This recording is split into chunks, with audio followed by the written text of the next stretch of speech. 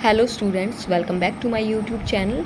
आज की इस वीडियो में हम करेंगे अपने क्लास 6 एनसीईआरटी का फर्स्ट चैप्टर जो कि है हु डिड पैट्रिक्स होमवर्क। इस वीडियो में आपको इस चैप्टर की समरी मैं बताऊंगी जो कि हमारे एचटेट टीजीटी और पीजीटी दोनों एग्जाम्स के लिए बहुत ही इंपॉर्टेंट रहने वाली है। और ये जो समरी है ये तो हमारे लिए वैसे भी स्टूडेंट भी इस समरी को देख सकते हैं। समरी जब पता चल जाता है तो हमारा माइंड में सब क्लियर हो जाता है कि स्टोरी में क्या है क्या नहीं। तो ये बहुत ही इंपॉर्टेंट वीडियो रहने वाली है, तो आप इसको ज़रूर देखें।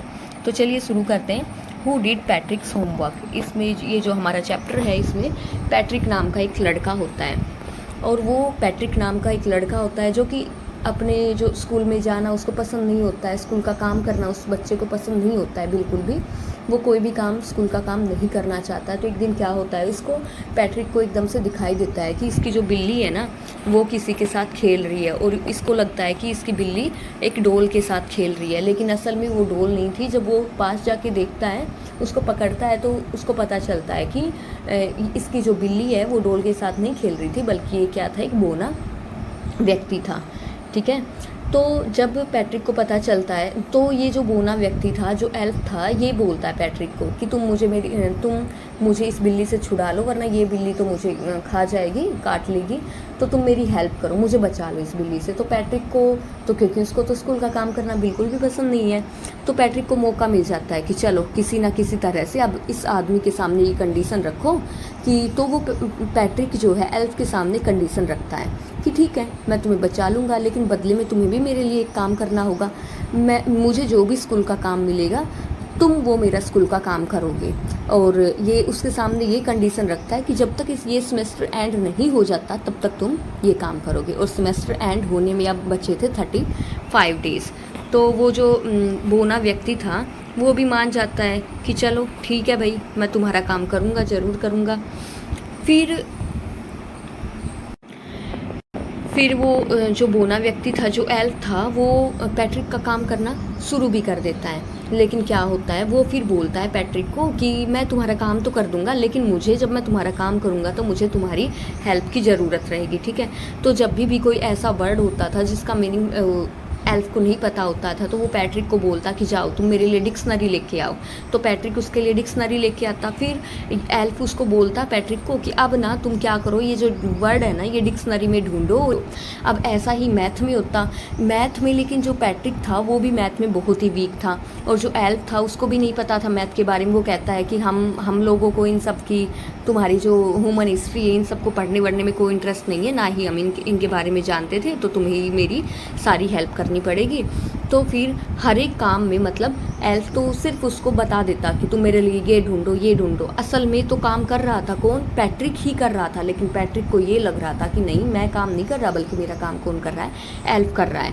तो ऐसे काम करते करते ये जो पैट्रिक है बहुत ही मेहनती बन जाता है, क्योंकि जब सारे काम खुद से ढूंढेगा, खुद से सोल्व करेगा, सब कुछ खुद करेगा, तो मेहनती तो हो ही जाएगा, पढ़ाई में भी इंटेलिजेंट हो गया।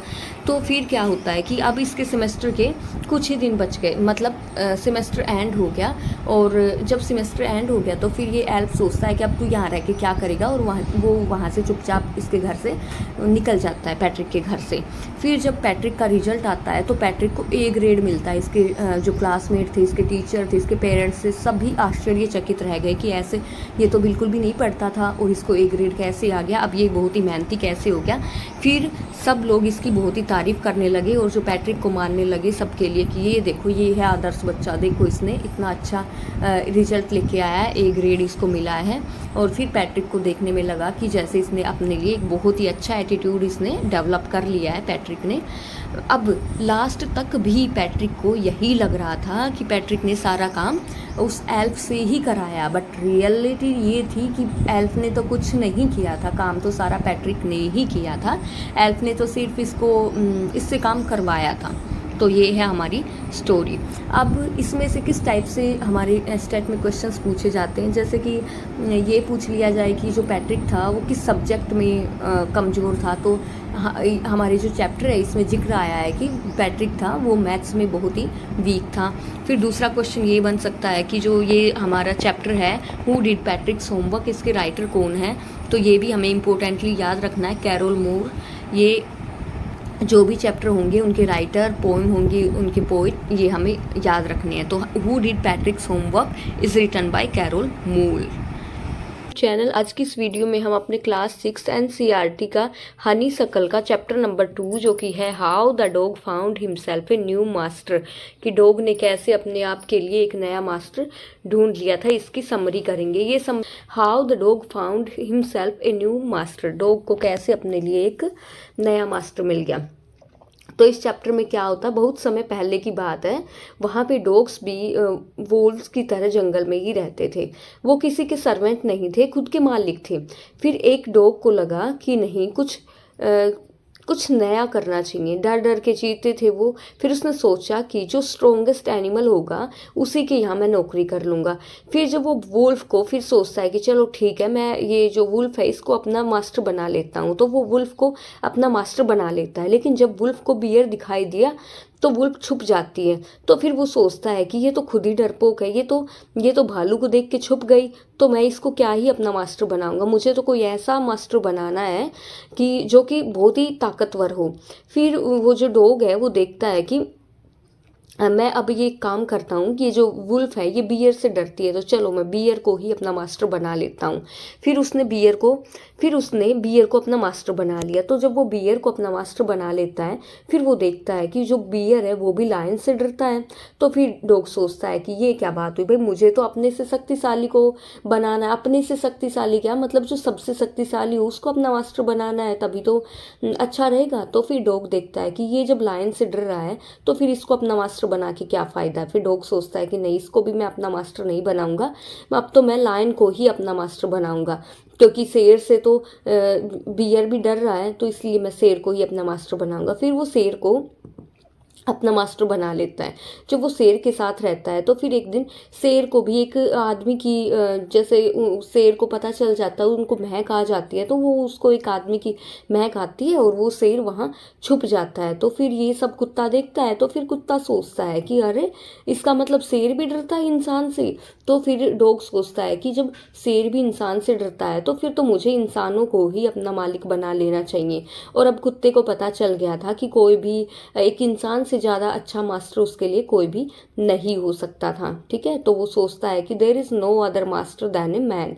फिर वो अपने जो इंसान है, आदमी है, उसको अपना मास्टर बना देता है। ठीक है, ये जो हमारी टेल है, ये जो स्टोरी है, ये एक फोक टेल है, फेबल है। ठीक है, मतलब ये जो स्टोरी है सच नहीं है, एक फोक टेल है, एक फेबल है, लोगों के द्वारा कही गई है। इस स्टोरी से हमें शिक्षा क्या मिलती है कि हमें हम्बल रहना चाहिए, सर्विंग रहना चाहिए, लॉयल रहना चाहिए। स्टोरी है, इससे हमने क्या सीखा, हमने सीखा कि one should keep trying to be better, कि हमें ना हमेशा जो है हमें उससे भी बेटर करने की कोशिश हमें हमेशा करनी ही चाहिए। ये जो स्टोरी है इसका हीरो कौन होता है, इसका हीरो डॉग होता है इस पूरी स्टोरी का। तो ये डॉग बहुत ही स्मार्ट, बहुत ही सेंसिबल एनिमल है, हार्ड वर्किंग है, डिटरमाइंड क्रिएचर है।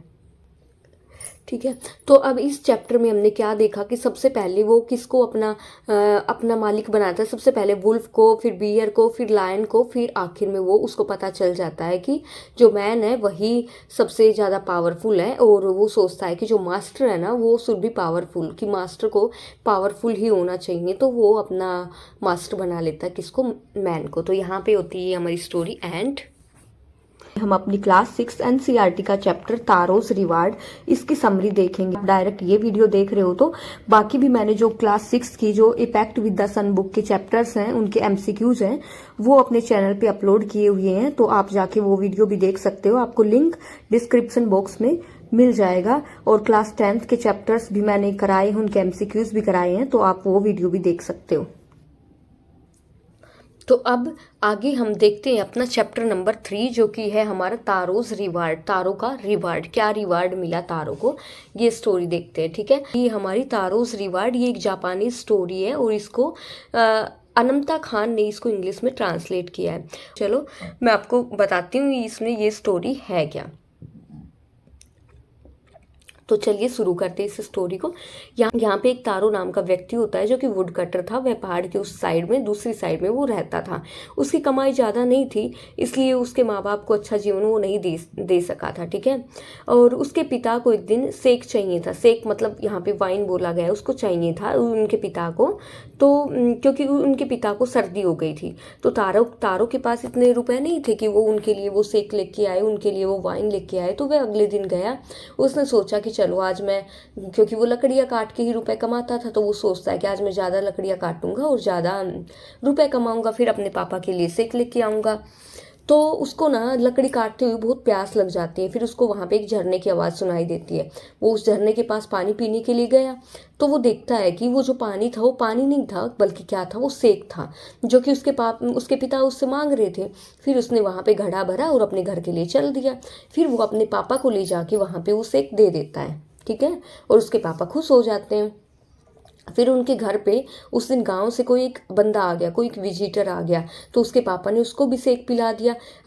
और उसको सेक पिलाने के बाद तारो ने उस इंसान को, जो जादुई वाटरफॉल था जहाँ पे कि मतलब पानी नहीं आ रहा था बल्कि क्या आ रहा था, सेक आ रहा था, उसके बारे में तारो उस आदमी को बताते हैं।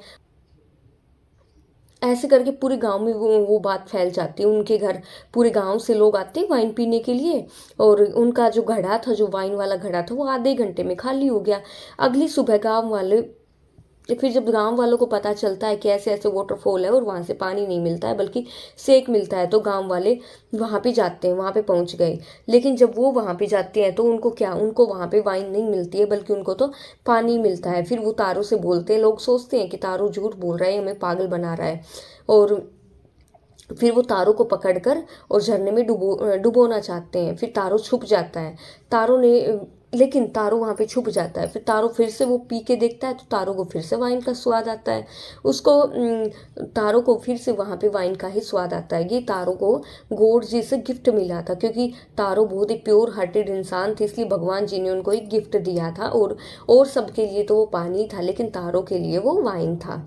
फिर जो लोग, ये कहानी जापान के सम्राट के पास भी पहुंच गई, और सम्राट ने लकड़हारे को, ये जो लड़का था, ये जो तारो था, इनको वहां पे बुलाया और इनको 20 मुद्राएं, सोने की मुद्राएं इनको गिफ्ट के रूप में दे दी, क्योंकि ये चाहते थे कि जो बाकी के बच्चे हैं वो भी इससे शिक्षा लें और अपने माँ बाप की बहुत ही बिल्कुल इसी की तरह आज्ञा का पालन करें जैसे तारो करता था।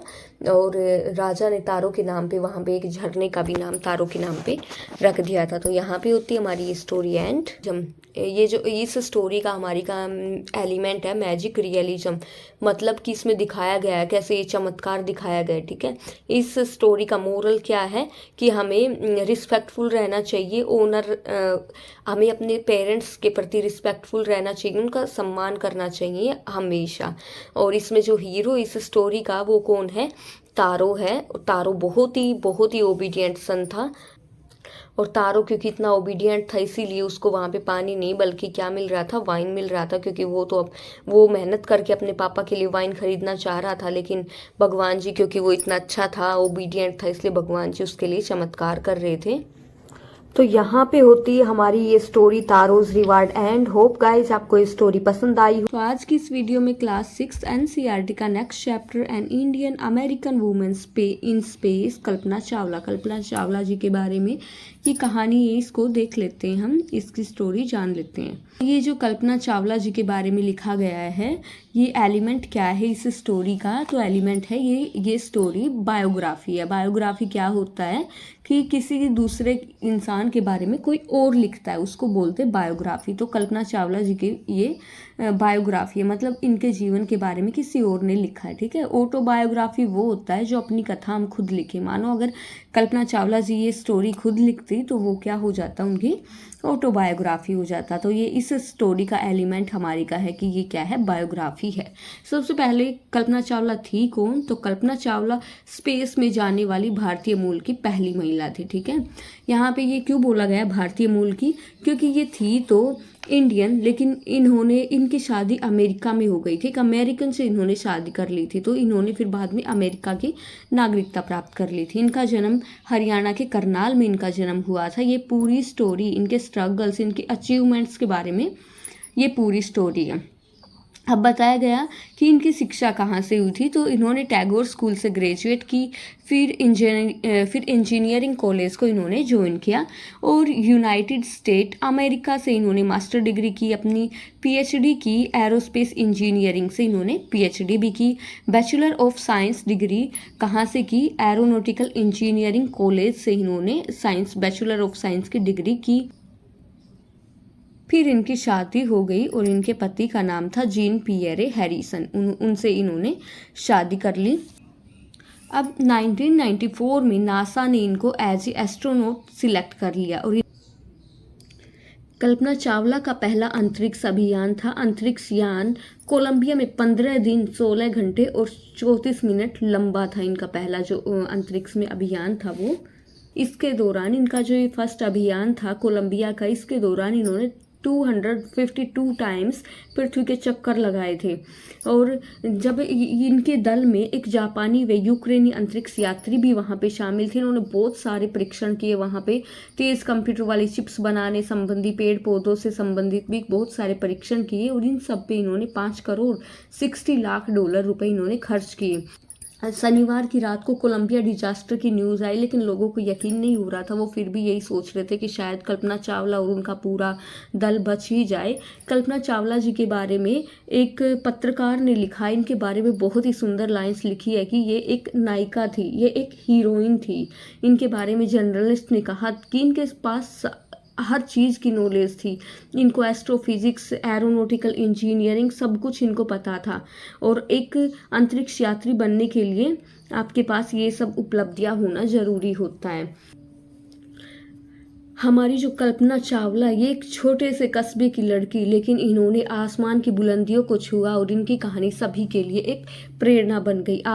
आज भी लोग इनसे प्रेरणा लेते हैं। तो ये जो हमारी इस स्टोरी में मेनली यही बताया गया है कल्पना चावला जी के बारे में, उनके डिटर्मिनेशन के बारे में, उनके हार्ड वर्क के बारे में बताया गया है। और इस स्टोरी का मोरल ये है कि जो डिटर्मिनेशन होता है, दृढ़ निश्चय होता है, और हार्ड वर्क, उससे सब कुछ अचीव किया जा सकता है। इस स्टोरी की मेन जो हमारी हीरोइन है वो कल्पना चावला जी खुद हैं, और ये बहुत ही हार्ड वर्किंग और डिटरमाइंड यहाँ पे दिखाया गया है। तो यही था इस स्टोरी में। Thanks for watching. स्कूल, इसकी स्टोरी जानेंगे कि इसमें स्टोरी है क्या। सबसे पहले जान लेते हैं कि डिफरेंट काइंड ऑफ स्कूल लिखा किसके द्वारा गया है। तो इसके राइटर हैं ईवी ल्यूकस जी। ठीक है, तो अब इसमें मैं आपको स्टोरी बताती हूँ। ये स्टोरी आपके लिए बहुत ही हेल्पफुल रहेगी। तो चलिए स्टार्ट करते हैं। इस स्टोरी में जो मेन कैरेक्टर होते हैं, एक बार उनके बारे में बताती हूँ। एक नैरेटर होता है, एक मिस बीन होती है, और एक लड़की होती है। तो ये कहानी है क्या? ये एक स्कूल की कहानी है। ये नैरेटर है, ये उस स्कूल के बारे में बहुत तारीफ नैरेटर ने सुन रखी थी, और कुछ लोग उस स्कूल के बारे में क्रिटिसाइज भी करते थे।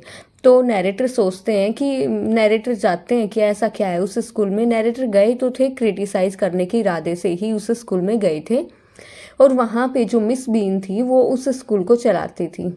तो नैरेटर स्कूल में पहुँच जाते हैं। जब वो वहाँ पे पहुँचते हैं तो उन्हें पहुँचते ही वहाँ पे एक 12 साल की लड़की दिखाई देती है, जो कि वहाँ अंधी बन के घूम रही होती है। ठीक है, और उसके साथ में एक लड़का होता है जो कि उसका मार्गदर्शन कर रहा होता है, और लड़की की आंखों पे पट्टी बंधी होती है। जब वो ऐसे पूरे स्कूल में घूम घूम के देखता है तो वो ये पाता है कि वहाँ पे कोई बच्चा अंधा बना हुआ है, कोई बहरा बना हुआ है, कोई लंगड़ा बना हुआ है, ऐसे बच्चे घूम रहे थे। और वहाँ पे ये सब ऐसे क्यों हो रहा था? क्योंकि उनको प्रैक्टिकली वहाँ पे एजुकेशन दी जा रही थी। मतलब ये समझाया जा रहा था कि देखो, जैसे कई बच्चे होते हैं कि अंधों को देख के चिढ़ाना शुरू कर देते हैं कि ये अंधा, ये तो लंगड़ा है, मतलब उसका नाम ही वही निकाल देते हैं, है ना। तो हमें ऐसा नहीं करना चाहिए। यही सब सिखाने के लिए उस स्कूल में हर बच्चे की टर्न आती थी कि आज तुम अंधे बनोगे, आज तुम लंगड़े बनोगे, आज तुम बहरे बनोगे, ताकि सब बच्चों को पता चले कि जब वो होते हैं, उनमें कोई विकार होता है तो उनको कैसा फील होता है। और जब अगर उनमें कोई विकार है, मान लो कोई अंधा है, कोई लंगड़ा है, और उनको जब दूसरे लोग चिढ़ाते हैं तो उनको कैसा फील होता है। तो यही सब इस स्कूल में सिखाने के लिए ये सब चलता था। तो नैरेटर गए तो थे वहाँ पे क्रिटिसाइज करने के उद्देश्य से, लेकिन वो वहाँ जाके क्रिटिसाइज़ नहीं कर पाते हैं और नैरेटर को वहाँ जाके बहुत ही अच्छा लगता है। नैरेटर में भी थॉटफुलनेस आती है और वो खुद से वो मतलब सॉरी फील करता है कि अरे मैं तो गलत समझ रहा था इस स्कूल के बारे में, बल्कि ये स्कूल तो बहुत ही अच्छा है। तो इस चैप्टर के मेन कैरेक्टर हमारे नैरेटर हैं, मिस बीन है, और ये जो एक लड़की है, ठीक है, गर्ल, जो कि जिसकी आंखों पे पट्टी बंधी हुई है। और इस चैप्टर से हमें क्या शिक्षा मिलती है? हमें शिक्षा मिलती है कि one should always be humble, kind and learn to deal with misfortune, कि एक को हमेशा ही हम्बल रहना चाहिए, काइंड रहना चाहिए। इस स्टोरी से हमें नैतिक शिक्षा ये मिलती है कि वी शुड नेवर जज a book by its cover. जैसे कि नैरेटर ने किया, इस स्कूल को जज कर लिया, बस बाहर से सुनी सुनाई बातों में, बाहर से ही देख के स्कूल को जज कर लिया कि इसमें क्या खास होगा, स्कूल में कुछ भी खास नहीं होगा। लेकिन जब अंदर जाके देखते हैं तो पता चलता है कि स्कूल में क्या खासियत थी, ठीक है। अब इस स्टोरी में जो एलिमेंट, जो थीम है, वो क्या है? थीम ये है इस स्टोरी का कि हमें जो लर्निंग जो हम करते हैं, जो हम प्रैक्टिकली जो लर्निंग करते हैं, वो ज़्यादा बेटर होती है। इस स्टोरी में जो मिस बीन नाम की जो लेडी थी, उनके बारे में बताया गया है कि वो क्या थी। अगर आपसे पूछ लिया जाए कि मिस बीन के बारे में, तो वो एक तो मिड एज थी, प्लम्प थी, फिजिक मतलब वो मोटी थी, ठीक है, और काइंड भी थी, स्टैंडिंग भी थी। तो कहने का मतलब वो जो लेडी है वो बहुत ही अच्छी लेडी थी। तो लास्ट में ये पूरी स्टोरी पढ़ के कंक्लूजन हम यही निकाल सकते हैं कि हमें we must learn to see the world from a different prospective and understand the problems that are forced by others before arriving at a conclusion. हमें किसी भी कंक्लूजन पे पहुंचने से पहले हमें सोचना चाहिए लोगों के बारे में कि वो ऐसा है तो ऐसा क्यों है, ठीक है। डायरेक्ट हमें कंक्लूजन पे नहीं पहुंच जाना चाहिए। आरटी का नेक्स्ट चैप्टर जो कि है हु आई एम की समरी देखेंगे, ठीक है। अब देखो इस चैप्टर में बेसिकली ये बताया गया है कि कैसे हर एक इंसान दूसरे इंसान से अलग है। हम सब एक दूसरे से अलग हैं, हमारे अलग अलग रुचि हैं, अलग अलग कार्य करने हमें अच्छे लगते हैं और अलग अलग चीज़ों में हमें खुशी मिलती है। मैं आपको इस चैप्टर की समरी बताऊंगी और आपको खुद को जानना है कि आपकी इंटरेस्ट क्या है, आप किस टाइप के हो, ठीक है। तो इस चैप्टर में अलग अलग बच्चों के बारे में बताया गया है कि उनके वो किस तरह से इंटरेस्टेड है, किस काम में उनको दिलचस्पी है। तो चलिए इस चैप्टर की समरी शुरू करते हैं। ये समरी आप लोगों के लिए इम्पोर्टेंट रहेगी, तो चलिए शुरू करते हैं।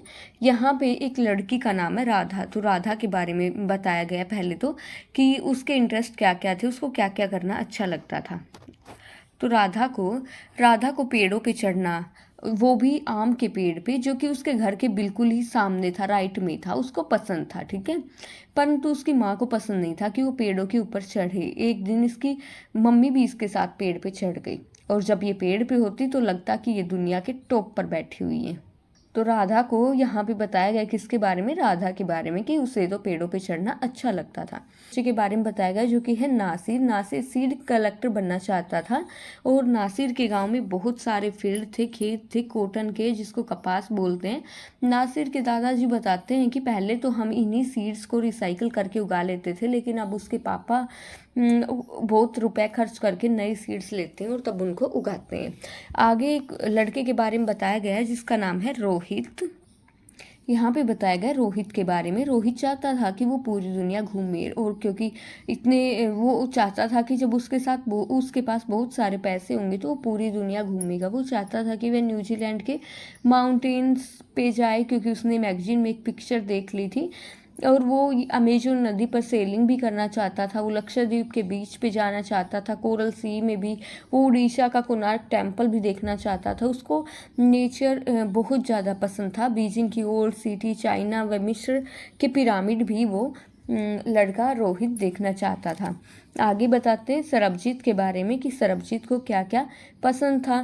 ये कहते हैं कि यहाँ बताया गया है कि सरबजीत को ना गुस्सा बहुत आता था।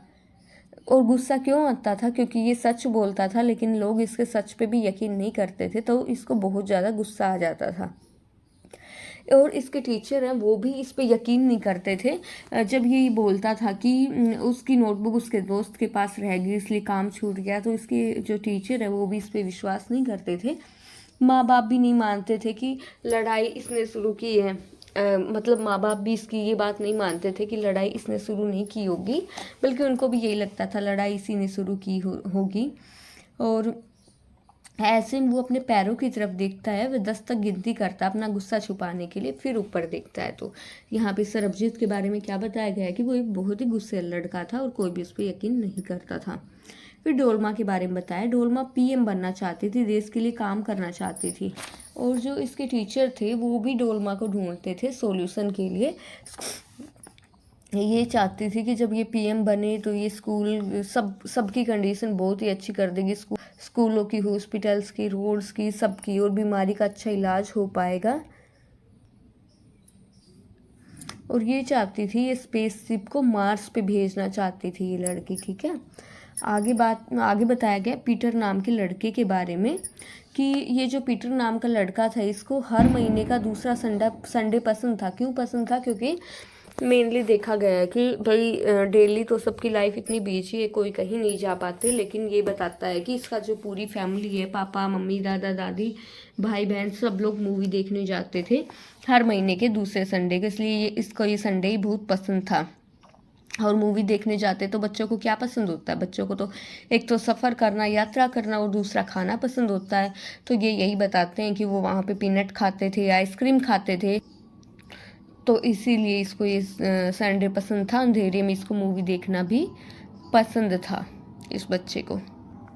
अब इस कहानी से हमें क्या शिक्षा मिलती है? लर्निंग क्या है? लर्निंग ये है कि everyone has a unique story and personality, कि हर इंसान की एक अलग ही कहानी होती है, एक अलग ही पर्सनैलिटी होती है हर इंसान की। इसमें जो कैरेक्टर्स थे वो कौन कौन है? राधा थी, पीटर थी, राधा, पीटर, नासिर, रोहित, सरबजीत, डोलमा, ये सारे कैरेक्टर्स के 6 कैरेक्टर हैं, इनके बारे में बताया गया है। और जो ये डोलमा है, ये सोसाइटी के वेलबींग के लिए काम करना चाहती थी।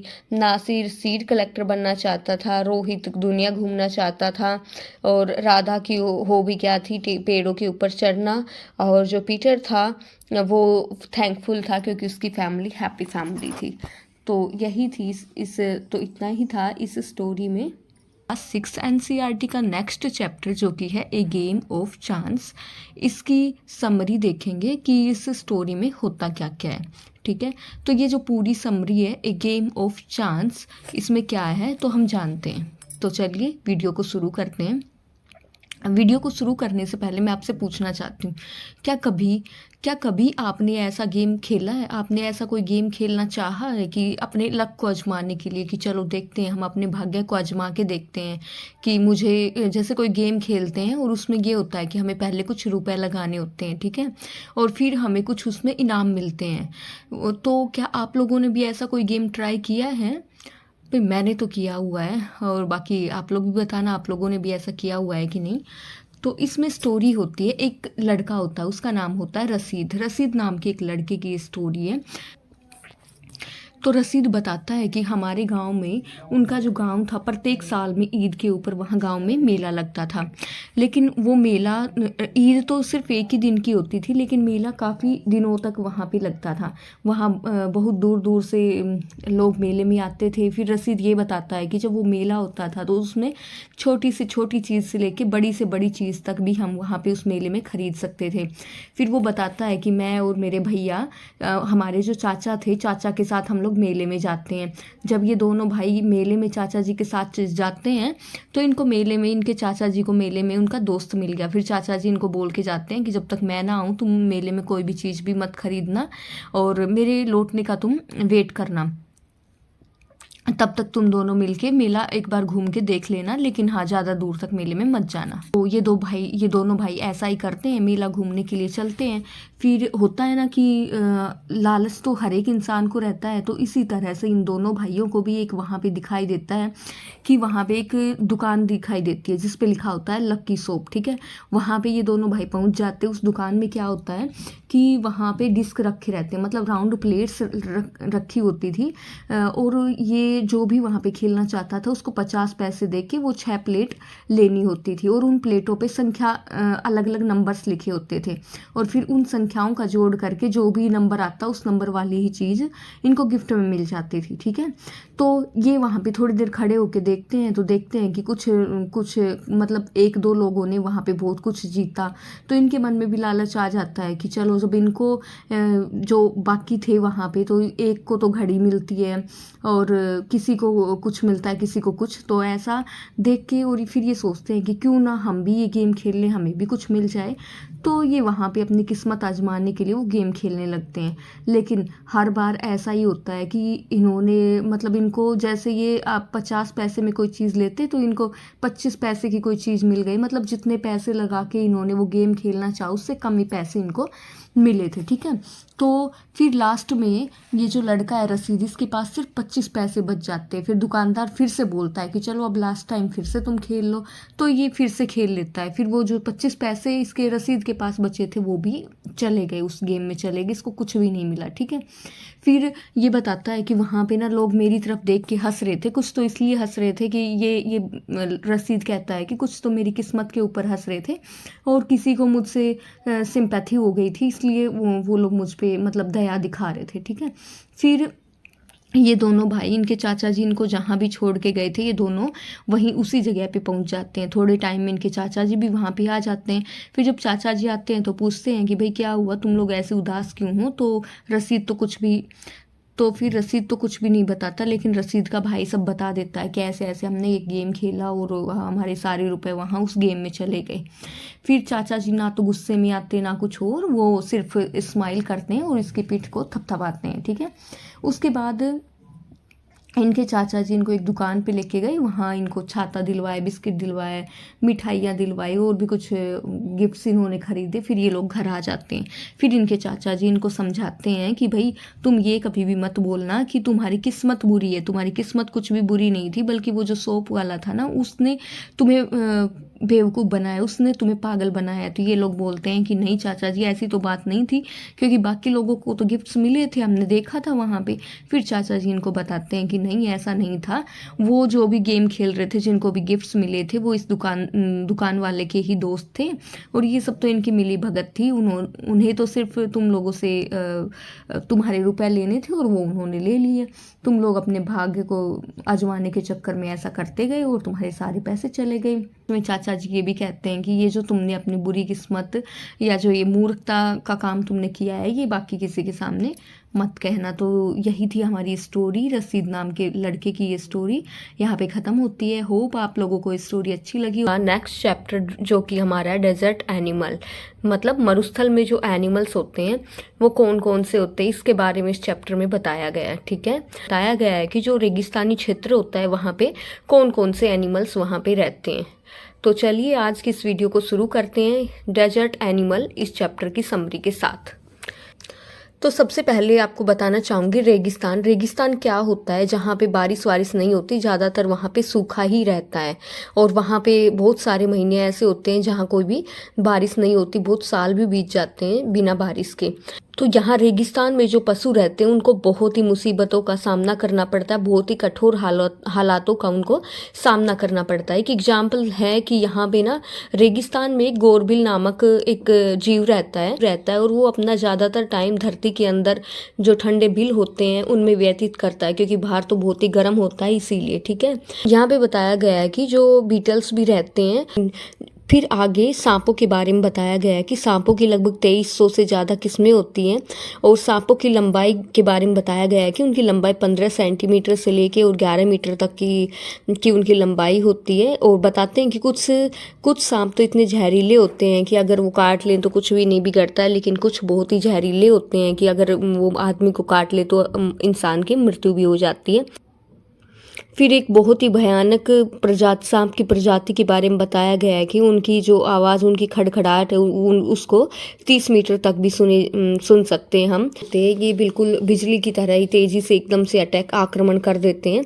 फिर यहाँ पे रेटल सांप, जिनको रेटलर भी कहा जाता है, उनके बारे में बताया जाता है। ये जो सांप होते हैं ये लोगों से दूर रहना पसंद करते हैं और इनको जब भी कभी परेशानी होती है तो वे अपनी पूँछ को सीधा ऊपर उठा लेते हैं और खतरा महसूस करते हैं तो कुंडली मार कर हमेशा डसने के लिए तैयार रहते हैं। एक और इसके बारे में, इस सांप के बारे में बताया गया है कि ये शोर या आवाज़ को नहीं सुन सकते।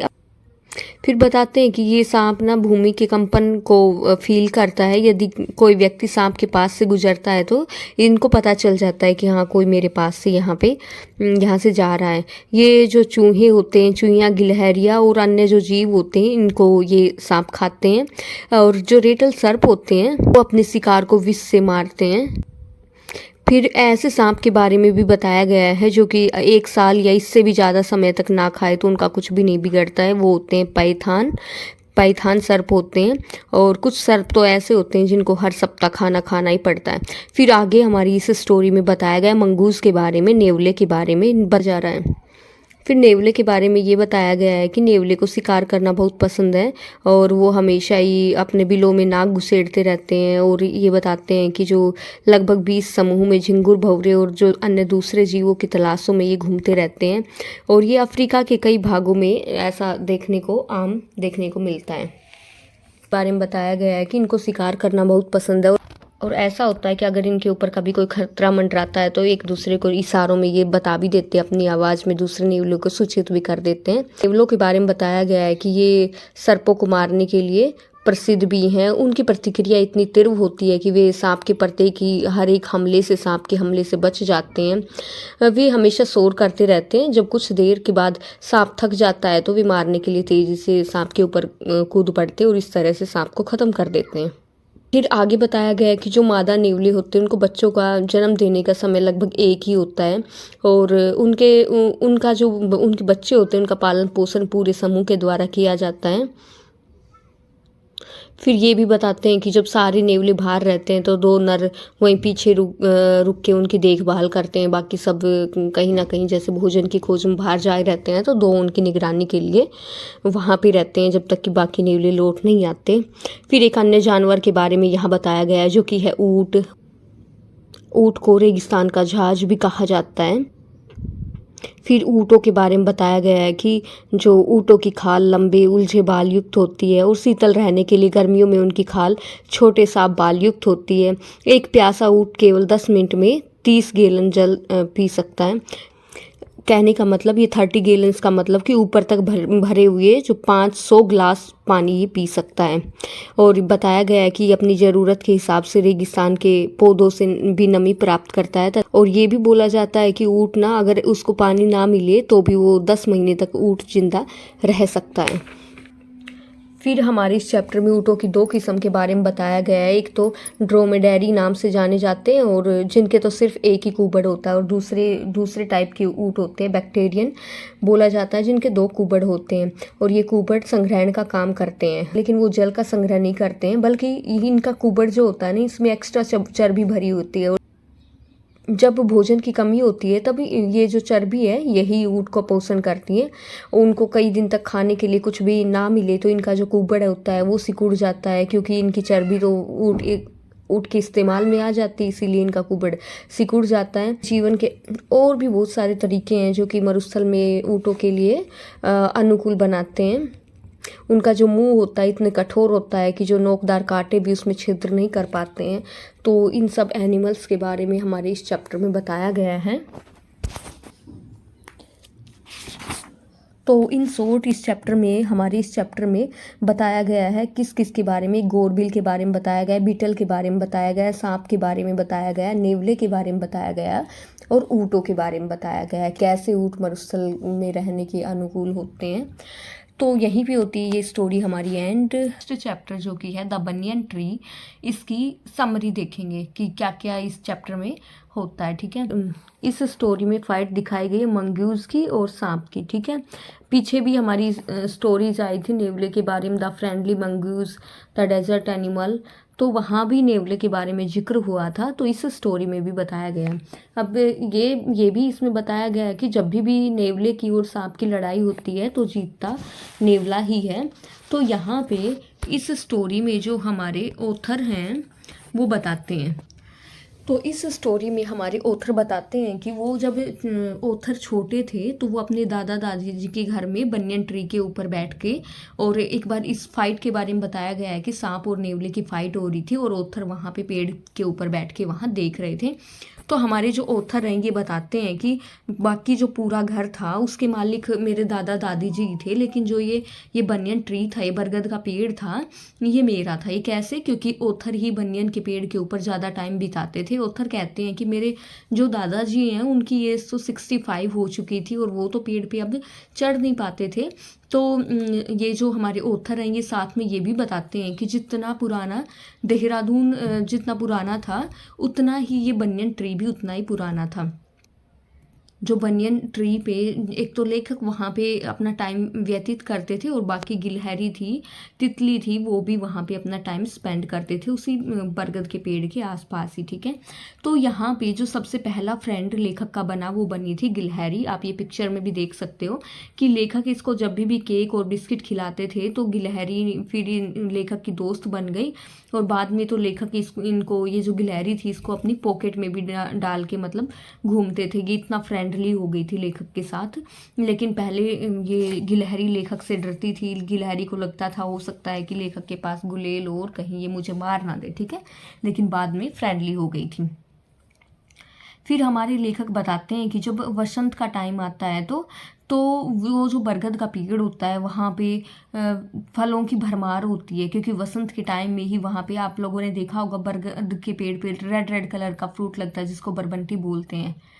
ठीक है, तो वहाँ पे बताते हैं लेखक कि उस टाइम पे वहाँ पे उस पेड़ पे बहुत सारे जो तोता मैना कौआ ये सब भी वहाँ पे इकट्ठा हो जाते थे, और ये जो बरगद का पेड़ था ये सबसे ज़्यादा शोर शराबे वाली जगह उस टाइम पे बन जाता था।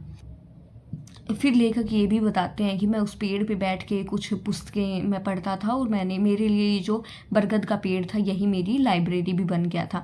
तो एक बार की बात है कि बहुत ही गर्मी का टाइम था और लेखक के घर में जो माली थे वो भी घर के अंदर आ गए थे, और लेखक कहते हैं कि मुझे भी बहुत ही सुस्ती फील हो रही थी, मतलब ये एक्टिव नहीं थे। ठीक है, तो लेखक का मन करता है कि ये भी रामू के साथ जाएं, क्योंकि रामू भैंसों को लेके गया हुआ था तालाब में। तो लेखक सोचते हैं कि मैं भी वहीं चला जाता हूँ और उनके साथ मैं भी तैर लेता हूँ। लेकिन फिर लेखक को एकदम से दिखाई देता है वहाँ पे कोबरा और मंगूस दिखाई देते हैं। फिर लेखक वहीं पे बैठ जाते हैं और उन दोनों की वहाँ से फाइट देखते हैं। फिर दोनों के बारे में बताते हैं कि दोनों ही बहुत अच्छे लड़ाकू थे, कोबरा भी और ये मंगूस भी। ये दोनों वहाँ पे फाइट करते हैं। ये उस कोबरा के बारे में, जो सांप था कोबरा के बारे में बताते हैं कि वो लगभग 6 फुट लंबा था, और बताते हैं कि कोबरा ने अपने 3 फुट के शरीर को तो मतलब 3 फुट को तो अपने खुद को कोबरा ने धरती के ऊपर उठाया और अपने फनों को फैलाया और फिर उस पर अटैक करने के लिए, नेवला के ऊपर अटैक करने के लिए। लेखक ये बताते हैं कि वहाँ पे एक तो मैं था जो कि इनकी फाइट देख रहा था, और दूसरे वहाँ पे मैना और कौआ भी थे।